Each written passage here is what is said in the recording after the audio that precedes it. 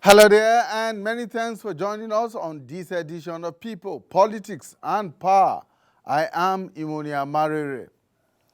Now, in the last century, politics, governmental and economic systems in various parts of the world, and of course, international relations have largely been influenced and shaped by the doctrines of two schools of thought, the capitalist and socialist schools of thought, represented by Adam Smith and Karl Marx.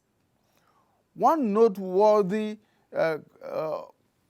person and in fact theoretician and tactician that gave practical expression to the socialist ideology was Vladimir Lenin, the man who led the first socialist revolution and arguably changed the course of human history.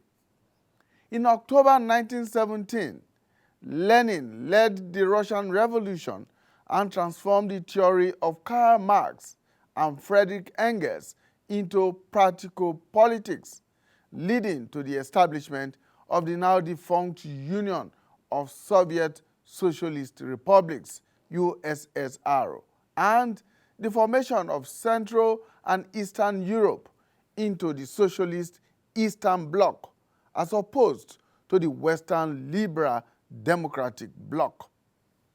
Historically, the Eastern Bloc had quite an impact on African states and societies, most of which were struggling to decolonize.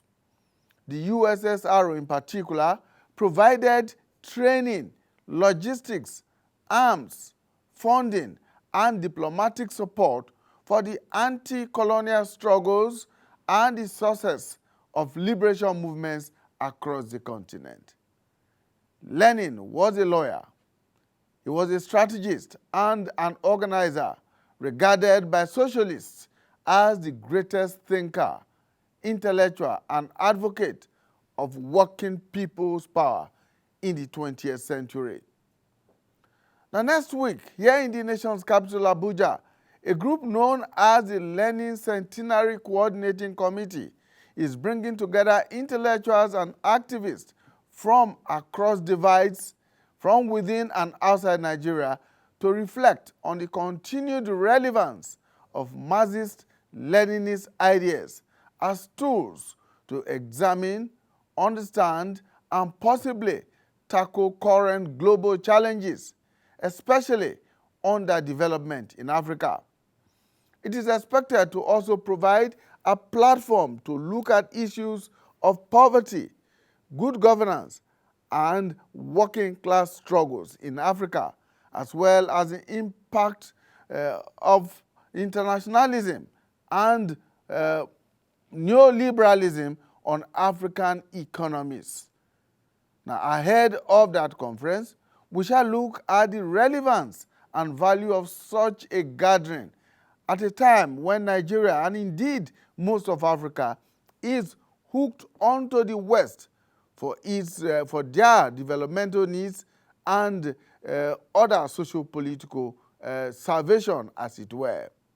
These are the issues we'll be looking at on the program today. But first, let's go on this short break, and when we return, we'll take you straight to the Supreme Court in Nigeria, where there has been a gale of judgments and, as some people put it, affirmations of elected governors. Stay with us.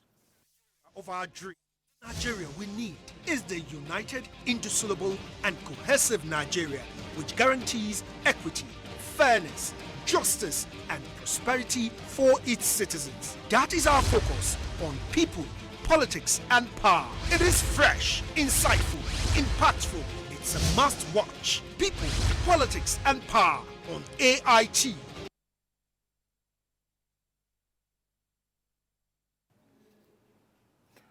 All right, let's bring you up to speed from Nigeria's apex court, the Supreme Court of Nigeria, where there have been at least 6 judgments so far on election petition appeals brought before that court. So far, about 6 judgments have been delivered. First was from Delta State, where the Supreme Court held that Governor Sheriff Oberewori of the PDP was duly elected and his election affirmed. The same thing in Ogun State in southwest Nigeria, where Governor Dakpo Abiodun of the APC, the election was also affirmed by the Supreme Court. And in Nasarawa State, nearby here in north-central Nigeria, Governor Abdullahi Sule's election, which was disputed by the PDP candidate in that election, has also been affirmed by the Supreme Court and therefore remains governor. Governor of Gombe State, Mohammed Inuwayaya, has also had his election confirmed and affirmed by the Supreme Court of Nigeria. He was challenged by the PDP candidate in that election. Same for Kebbi State in northwestern Nigeria, where Governor Nasir Idris's election has now been affirmed by the Supreme Court as the duly elected governor of that state, Kebbi State. And finally is Kaduna State, where Governor Ubasani of the APC has also had his election affirmed by the Supreme Court of Nigeria as the duly elected governor of Kaduna State. So 6 judgments in one day, and all of them have been affirmed by the Supreme Court as duly elected. Of course, we will be talking about that on another edition of the program as we look at these judgments and whether or not this is the beatification of the Independent National Electoral Commission, INEC.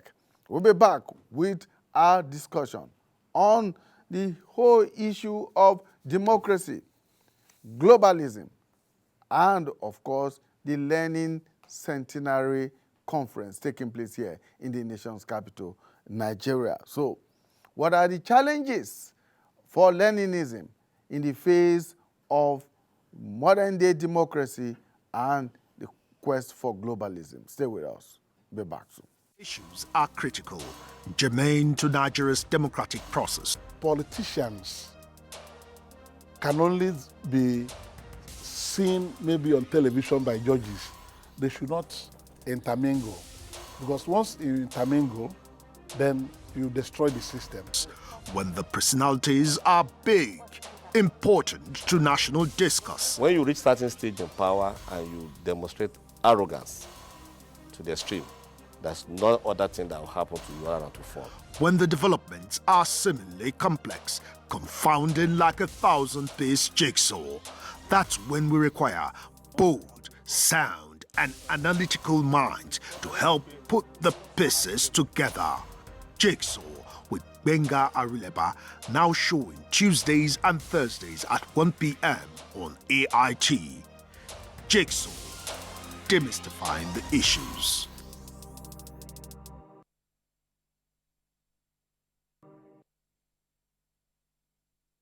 The Nigeria of our dream, the Nigeria we need, is the united, indissoluble, and cohesive Nigeria which guarantees equity, fairness, justice, and prosperity for its citizens. That is our focus on people, politics, and power. It is fresh, insightful, impactful. It's a must-watch. People, politics, and power on AIT.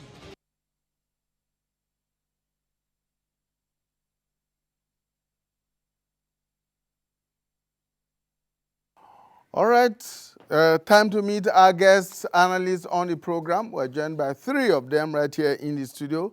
First, from my far right is Comrade Owela Kemfa.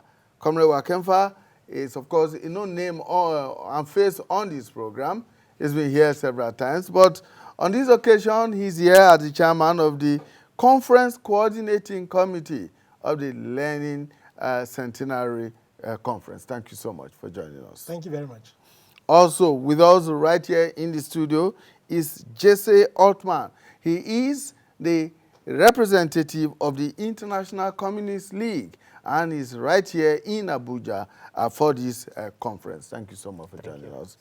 And of course, we're also joined by Hajia Hawa Mustafa. Haja Mustafa is a woman activist and a labor leader. Thank you so much for joining us. Thank you. Welcome. Right, so let's begin this way. As chairman of the organizing committee or coordinating committee, what is this conference all about? What is the motivation for it? Why is it being held in Abuja? I'm asking so many questions all at the same time.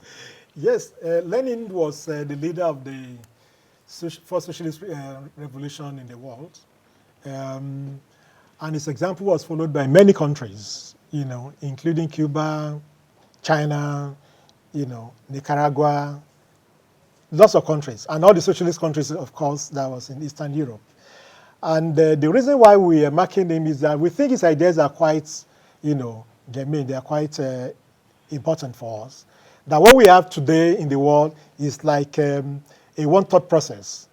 And we thought that what we should do is look at other processes. For example, as you know, the BRICS is an alternative that is rising. And this comes from alternative source of information and thoughts.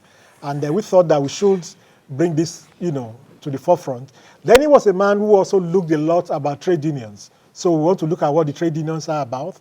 He believes, for example, about peace.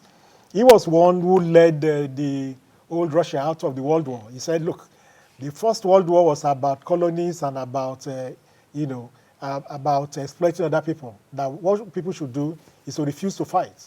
And his ideas won the day in that country. So we're trying to look at his ideas that also helped us in Africa, the liberation of Africa. Don't forget that various European countries and the US thought that apartheid South Africa was God-given, and that those who fought against it were terrorists, people like Mandela, like Ruth First. And you then find people from the Socialist Republic saying, no. These people are human beings. They are fighting for liberation. We should support them. And so you find that the old Soviet Union that Lenin helped to bring to birth, helped us, in getting the independence of Algeria, of Cape Verde, of Guinea-Bissau, of Angola, of Mozambique, of Namibia, of Zimbabwe, of South Africa. So we thought that as Africans, we must also recognize that and also ensure that we mark it and let people know that there are alternatives to what we are witnessing. There is not a one-track thing in the world. Now, why the choice of Abuja? The choice of Abuja is because Nigeria has played a very important role in Africa. It's said to be the giant of Africa. Yeah, I asked that question considering the fact that Nigeria was not one of the countries that we have mentioned that benefited, as it were, from the support that you got from the socialist world during the liberation. You'll be surprised how much we benefited from it.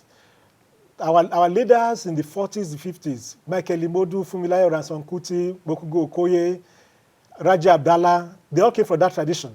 People who posited an alternative to say, look, it's either liberty or death. People went to prison in Nigeria. They came from that tradition. Wahab Goodluck, all of them. And their own traditions were then followed by people like Hassan Sumono, Ali Chiroma. So it's there. And these people, don't forget that it was those people that gave us a lot of scholarships.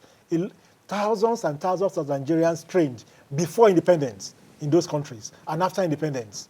So we are that, that linkage. And you're surprised how many people went to school in the old Soviet Union, in Ukraine, in present Russia. You'll be shocked. So we have all those people down there. So they built all those things for us. The labor house in Lagos, 29 Olajuwon Street, where the NLC was before they moved to Abuja, was built by the Soviet Union. And we have a lot of things like that. They built hospitals, they built schools in this country. Mm. All right, Jesse, let's come to you and let's look at the current trend in the world. There is this perception that socialism or communism appear to be receding and that capitalism appears to be gaining the upper hand. And here we are trying to celebrate a man who led the first socialist revolution in history. So many are beginning to wonder what is his continued relevance in our contemporary world. Well, yeah, we, International Communist League, we're here to participate in the debate and learn from discussions with the comrades in Nigeria. And we very much do think that Lenin's fundamental ideas not only are still relevant, but actually they're the only way to understand both the past 30 years of a world system marked by the unchallenged dominance of U.S. imperialism and the breakdown of that system and why that U.S. imperialist dominance did not create a stable world, but has created an ever increasing instability in the world and more misery, in particular for the people of the neo-colonial and semi-colonial world. And Lenin's contribution in his fight to forge, to lead the Russian Revolution, but also to forge the Communist International, was in the primary contribution that he made was to put forward the ideas and the program for fighting not just for a revolution in Russia, but for a struggle for the world revolution, and as the understanding, and to link up the colonial revolution, the national independence struggles, and the struggles against imperialism to the fight to overthrow capitalism worldwide. Because he understood that it was, the global system of imperialism has created a world economy to which all countries are, unmercifully subordinated, and the destruction of the Soviet Union,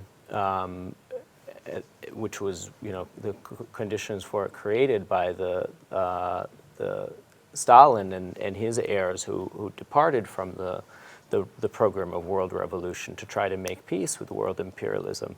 We can see both that counter-revolution has thrown back the consciousness and the power of the working class worldwide, and also led to increased subordination to imperialism throughout the African continent, but also that the attempt to wage an anti-imperialist struggle that is not based on a revolutionary proletarian outlook for the world as a whole has actually undermined all of these national liberation struggles. So I have experience with that firsthand in South Africa, where the struggle of the working class the heroic struggle to overthrow apartheid and smash the white minority regime, did not lead to the national and social emancipation of the black working class in South Africa, but instead to a new kind of subordination to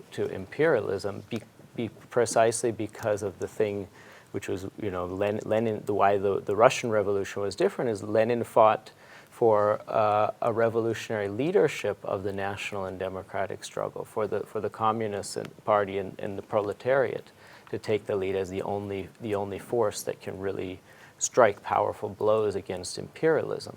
Mm. So to what extent is it correct to assert that contemporary globalism is simply an extension or a new form of Western imperialism all over the world? It is correct. It is correct. It's imperialism under a certain condition, and the condition, the main condition creating the globalism and the expansion in the last 30 years has been that after the counter-revolution in the Soviet Union, U.S. imperialism had an unprecedented dominance over the world, and so both globalism as a system and the liberal ideology that is a reflection of U.S. imperialist dominance has been the main thing to which the labor leaders around the world and the national liberation struggles around the world have been unable to come up with an answer to. They've been sucked into liberalism, which is an ideology of the U.S. imperialist dominance, and at most sought to fight against some of the, against the excesses of it, but using the same liberal, without fighting to break the working class from liberalism itself and from the liberals and the forces within the working class movement that conciliate liberalism. Mm. Okay, Aja, let's talk about the relationship between the labor movement in Nigeria in particular, and maybe by extension the rest of Africa, and the evolution of the socialist movement around the world. How much did labor benefit from that process, and how much of it is left in the labor movement in Nigeria today?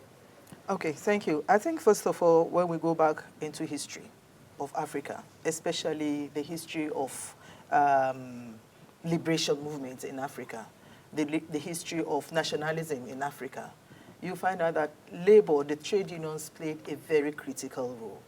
And the role that they played was not a role that was just based on the sheer idea of empty nationalism. It was a role that was based on ideological position of what kind of nationalism we were. In fact, the whole idea of nationalism itself is not neoliberal, especially in the way Africa fought for nationalism, Africa fought for emancipation, Africa fought for independence. It was based strongly on even the teachings of Lenin, the need for countries to be emancipated from servitude. And imperialism is a kind of slave-master relationship.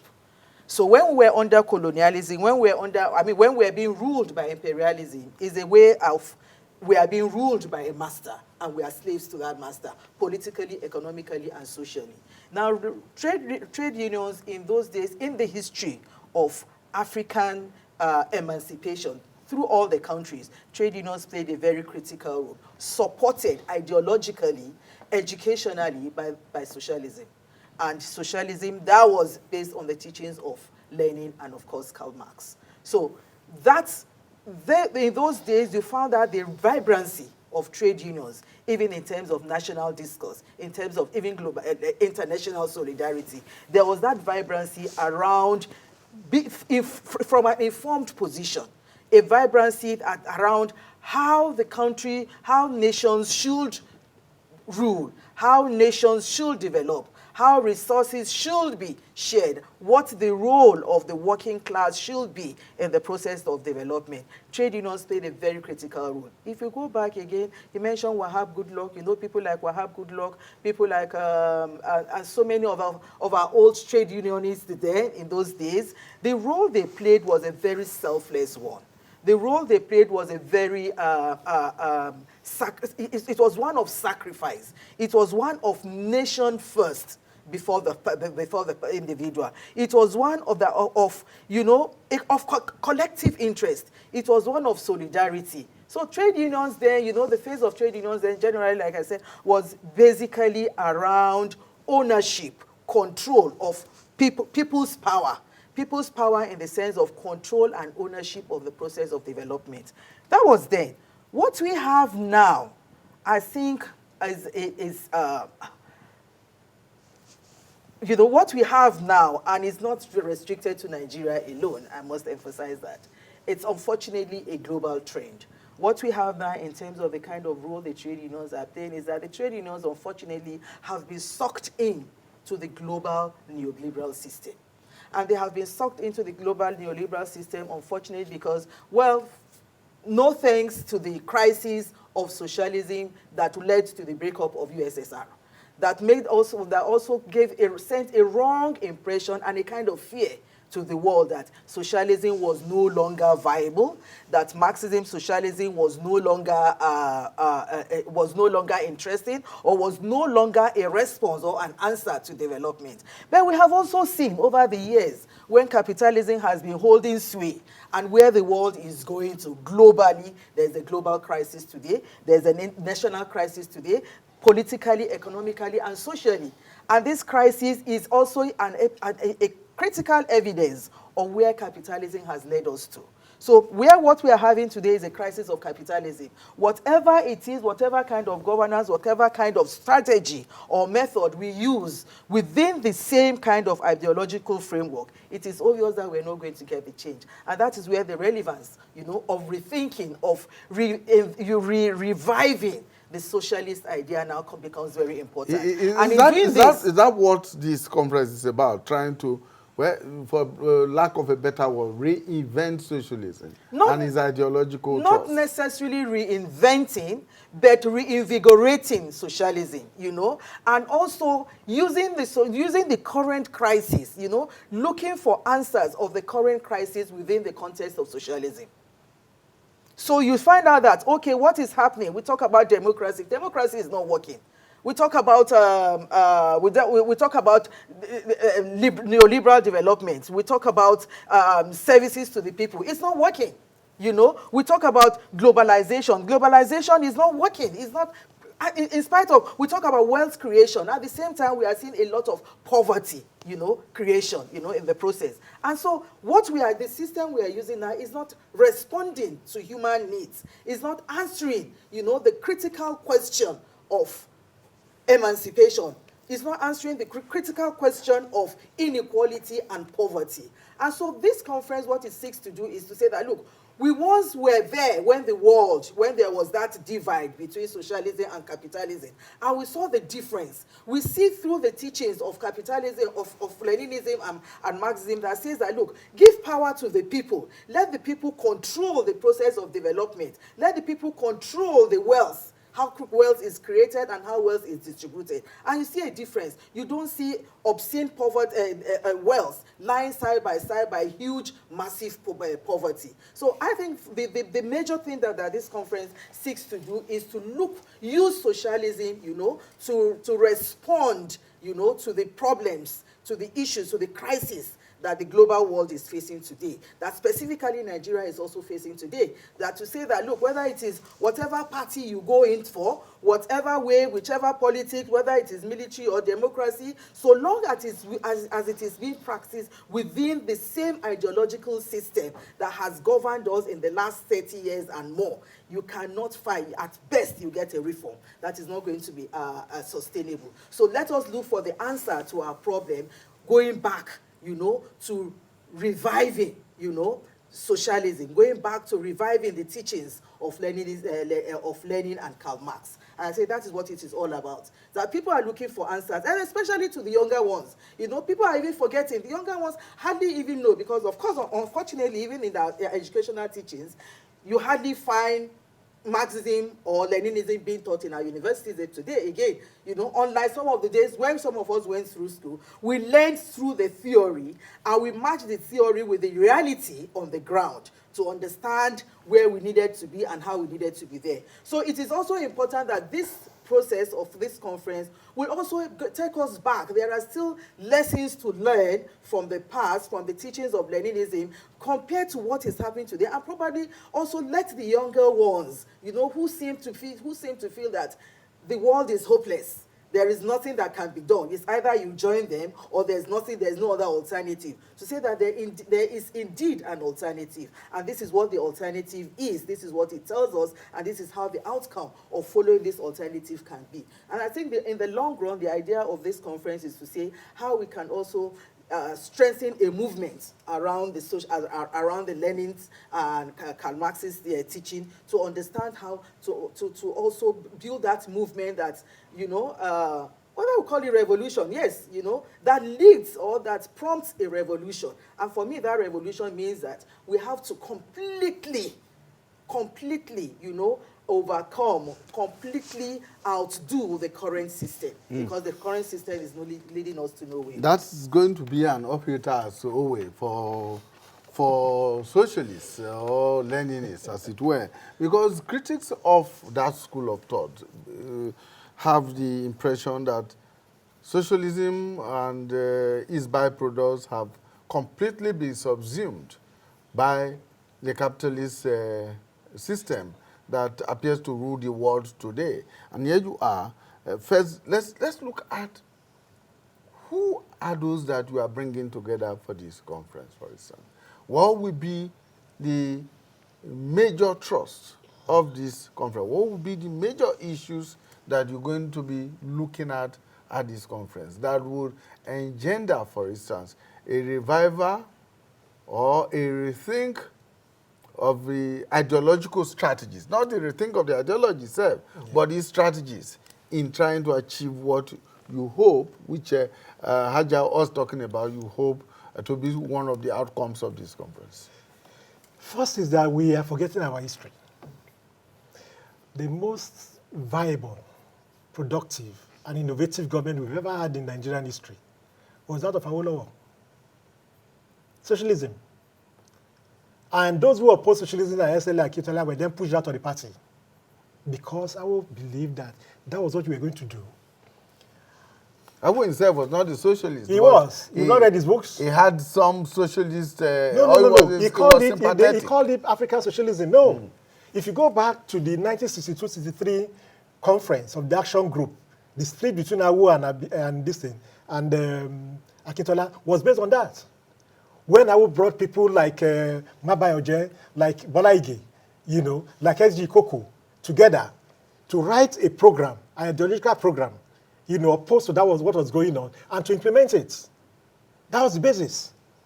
And so when people sit down and say, oh, Awo built the first television station in Nigeria, he built a cocoa house, he built this, he built that. He did not build it for fun. He built it based on ideas. And that has been the most successful government we've had in our history. If you go to Ghana also, the most successful government they've had in Ghana was that of Nkrumah, who also had this idea about Pan-Africanism, about African socialism. So these things are not new. And so what is the difference between them, those people, and the people we have now? Is that they built. The people we have now sell. They sell for themselves. And so they built industries. And the people who came after them in later years who are more developed, privatized industries. So they built textile companies. Like NTM and Co. They were built by this government, KTM, Kada Textile. All these things were sold. Now we're a country of over 200 million people. We all wear clothes. We wear shoes. And we don't have textile industries. The cotton industries are gone. And so what socialism says is that, look, there are alternative ideas. It is not true that there is no alternative to structural adjustment that they said, no, it's not correct. Look, we privatize. They say, look, privatization, the private sector is the engine of development. That has not happened. Rather, that engine of development is not. You hardly find any business going beyond the first generation, whether it's by Abiola, it's by anybody. So the group that can actually build a society is the public sector. It's the government that can decide to build roads. The private sector man will not build roads unless he builds it into his house or into his factory. So we have to rethink. And that's the whole idea about this. The whole idea about this is to say, look, like Ajia said, there's an alternative development. There's an alternative thought process. So let us look at those alternatives. It is not true that we must, continue to increase the price of petroleum products in Nigeria. It's not true. What is true is that we can build refineries and let them work. And they have worked before. And this was by public sector. When Lenin carried out the revolution, the major program he had was to electrify Soviet Union, Russia, and make electricity cheap or available to everybody. Because he believed that once you have electricity, you can develop the country, you can industrialize. What we have in Nigeria, in contrast now, is the industrialization, complete destruction and importation of basic needs. Let me also quickly add that one of the critical lessons from Leninism, just building from what he said, is about empowering people. And one of the strongest tools of empowerment is education. The people who had free education, that built their consciousness and empowered them to be human beings, real human beings with self-esteem and confidence, have today destroyed education. And we are saying that you cannot continue, for instance, to say that the only thing that you can do with education, the only way, the only alternative to keeping education in Nigeria, for instance, is to add to the cost of education, is for people to pay for education when you did not pay for your own education. And so we need to look at these alternatives. You cannot always tell us that the only way to make money, to create revenue, is for people to be taxed consistently when the wealth of the nation belongs to the people. So Leninism is all about saying that, look, empower people to take control of their resources and how they build their resources, how they create the wealth and how they share the wealth. It is not about the kind of democracy that we are having where a few people, it is a government for a few, by a few, for the few.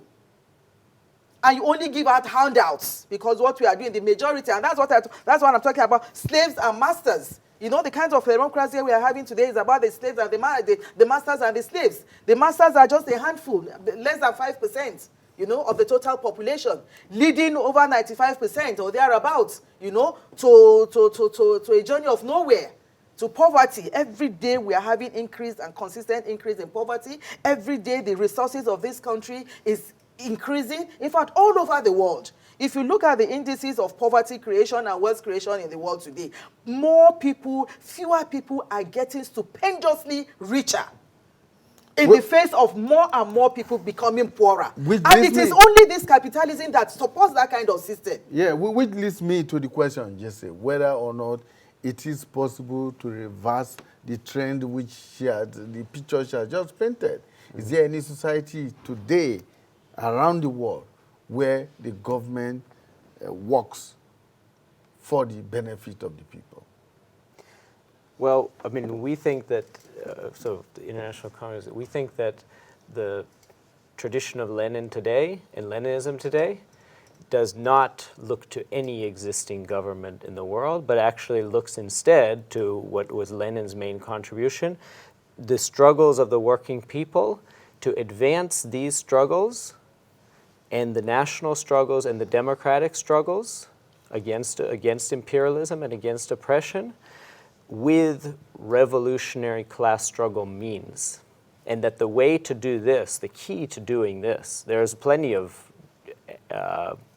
these struggles are going, you know, you were talking about the struggles in Nigeria, the struggles in South Africa.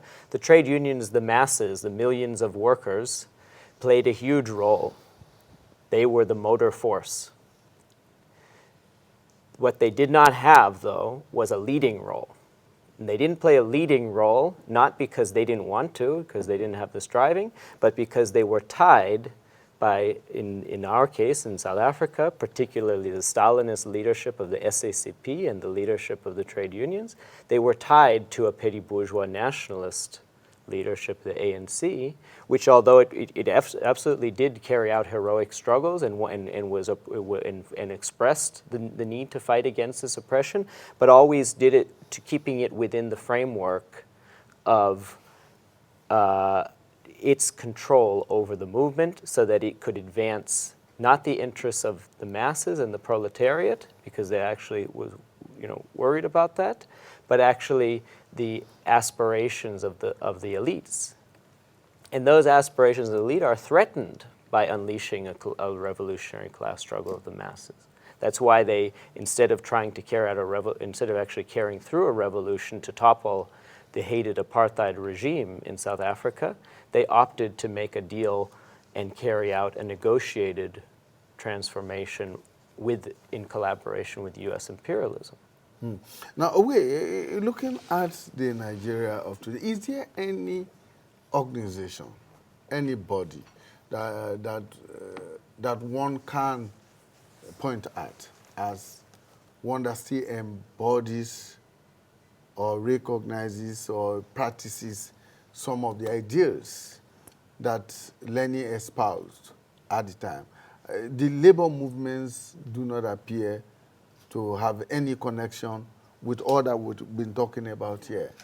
Even the political party that calls itself a Labour Party does not appear to have any strings attached to the ideals that the socialist movement of old talked about. And here we are, we're looking at the teachings, the tactics, the strategies, the ideas espoused by Lenin at a two-day conference here in the nation's capital.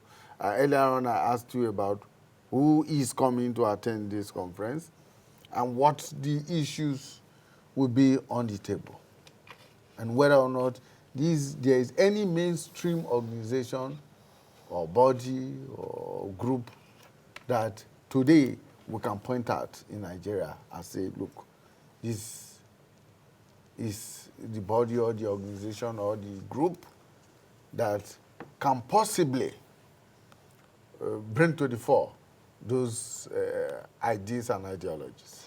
There are quite many, numerous. And so what we decided to do, you see, we're not going to promote a particular group, but what we decided to do was to bring in all groups together in Nigeria that want change. And also to bring both the old who are espousers. For example, the chair of the conference tomorrow, Professor Warisu Ali. That's on Tuesday, right? On Monday. On Monday. Monday and Tuesday. Yeah, at the Top Rank Hotel in Abuja. So we got the chair who had been espousing these matters for decades, Professor Warisu Ali. So he's coming to chair the meeting. And we got somebody who has also been talking about youths and change over the decades, Professor Nur Yakub, who was Vice Chancellor of the University of Abuja and also Vice Chancellor of the Sokoto State University, to come and give us the keynote address. And we have a lot of people who are coming. All the Femi Falanos, everybody is coming. Bring your ideas, let's suggest, and what do we do? Because the main challenge we've had in Nigeria is not that we lack people. The problem is about coming together, and uniting. And so this conference also seeks to bring together a lot of people, let them discuss. Yes, the Labour Party, we had that idea when it was founded. Some of us, including Ajia, were part of the founders of the Labour Party. It has derailed, but it also shows us that those are also centers of struggle. That everywhere you can bring your own ideas. And that's part of the reasons why we are holding this conference, to ensure that the ideas of Lenin that has helped people over the decades, over the helped nations, can still be raised. Let people know that there are alternatives. Because, you see, the information system is completely controlled by those who want to continue the repression and oppression and exploitation we have. And so, what we are doing in Nigeria is bring people together, let them discuss, first let Nigerians know there are alternatives, and let these various persons, and you'll be surprised the number of people we have, coming with their own various ideas. People who are served in the United Nations, who are served in AU, everybody is coming to say, look, let's do something, let's get these things done together. And there are quite a number of them. Presently, in fact, we have 24 papers. 2 dozen papers, and that's quite a lot. On everything, the youths are there. They are coming with their youths. Somebody is coming to talk to us about how to mobilize the youths. Somebody coming to talk to us about how to mobilize the students. There are various things on. And I think what Nigerians should do is watch out, Yes. I also want to quickly say that with reference to the trade unions, I think it is true that the trade unions, just like most of the other earlier progressive bodies in this country seem to have been sucked up into the neoliberal system.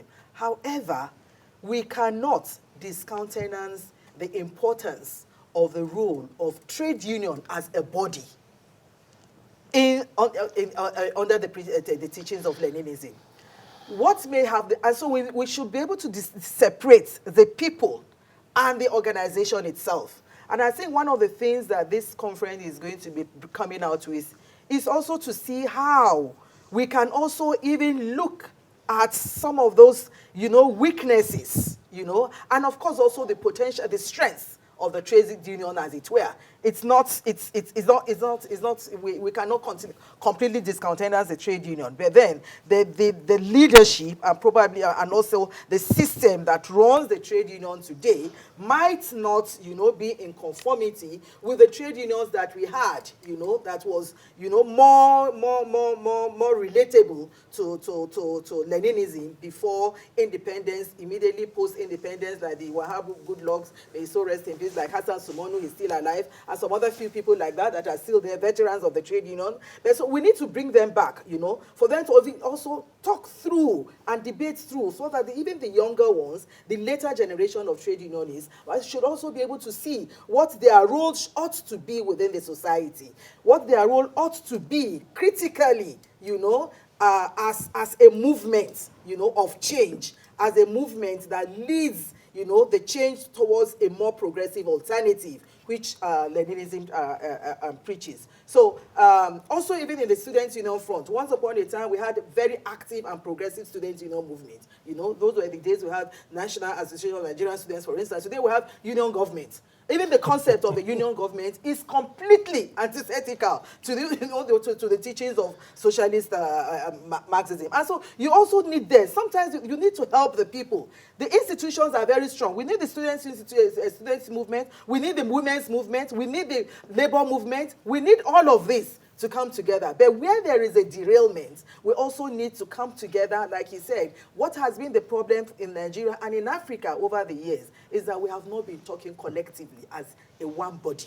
There had been a lot of variances, a lot of, talking in silos. But this conference, hopefully, should bring us all together. There will be different shades of opinions. Certainly, there is no doubt about that. But at the end of the day, the idea is that let us even test the different shades of opinion, and see, in terms of even the contemporary lives, the same things will also need to have a scientific, relationship in terms of be abreast with the contemporary situation. So certain things will also have to conform with what are the current realities. How do we also adjust or live, socialism in the context of the current realities? So all of these things are also going to be discussed, because for me, I think that these are things that are also very relevant. Are you concerned, Owe, about, she talked about the young people in the Nigerian context, for instance. It appears that the young people do not seem to have any ideological direction or leaning. They do, and I give you an example of the NSAS movement, for instance, and how it ended and fizzled out. So essentially because there was no ideological outline as to what it was all about and what it was aimed to achieve. And so there are those who think, for instance, that the teeming young people in Nigeria and perhaps elsewhere in Africa are doing what they are doing without any form of ideological guidance. When I was growing up, we went to school, the old teaching was about building Nigeria, building a future. Now, the youths don't even see a future in the first place. And the governments have consciously done this. That's why, for example, they banned the teaching of history.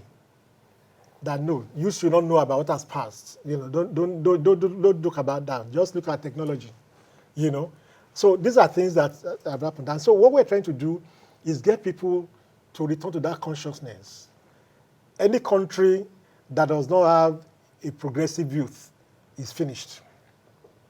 And so when you have our youths now thinking about how to run out of the country or how to join them, it's a tragedy. Because at the end of the day, we are going to be destroyed. And so part of what we're trying to do is that consciousness, to develop that consciousness we had, to say, look, Nigeria, there's a future and the future belongs to us. If we say the future belongs to the youths, they must know that there is actually a future in the first place.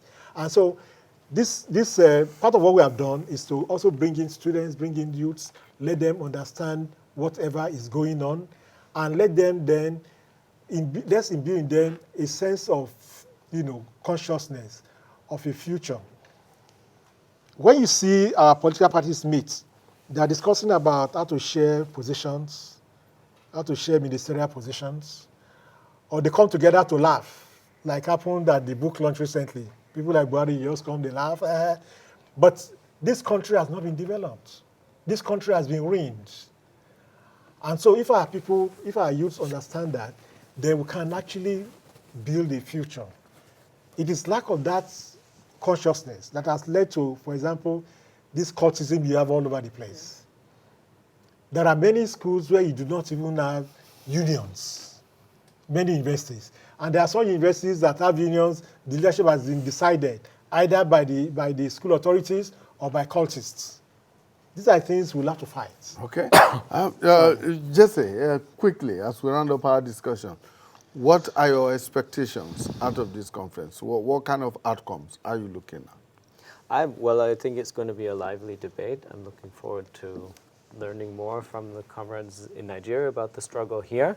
But I think also we want to try to bring in, I think we have a different view on what, the Lenin means and the significance of Lenin, in that it's not simply about, it is, yes, the idea about the need to have, justice, the need to get rid of imperialism and capitalism, but it's also actually the question of fighting right now. This is the key contribution of Lenin, a way to fight now for a different leadership that can actually advance these struggles.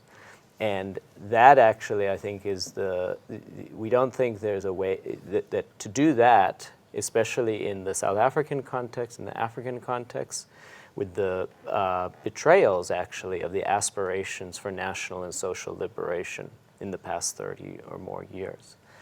The only way to actually begin doing that is actually by drawing the lessons from that. Okay. And we think that that key lesson really is, it's not that the working class didn't struggle, it's that the working class, in struggling, didn't have any force that was fighting to put it in the leadership of the liberation struggle, okay, under a communist leadership, which is really Lenin's heritage. That's all right, what we want to Haja, bring in. very quickly, in 30 seconds, what is that one outcome that you are looking forward to? I'm looking forward to a situation where the discussions that come out, from this conference leads to a different kind of discussion, in the social media amongst the people, so that people begin to ask questions, even to want to know more. That there's a different focus, in terms of the discussions that are, that are dominating, the society. Where is government invited? Everybody's invited. And we are part of government in any case. All right, thank you so much for your time. Thank you. Owela Kemfa is a union activist and chairman of the conference coordinating committee of the Lenin Centenary Conference holding here in the nation's capital, Abuja. Thank you so much. Thank you. He's been joined by Jesse Altman, who is a representative of the International Communist League. Thank you so much for coming all the way. Welcome. Is it your first time in Abuja? Yes. Oh, welcome. Thank you. Great. And Hajia Hawa Mustafa, woman activist and labor leader. Thank you so much for your time. You're welcome. All right, that's our program for today. Thank you for investing your time with us. We'll see you again when we bring you a fresh edition of the program People, Politics, and Power. Bye for now.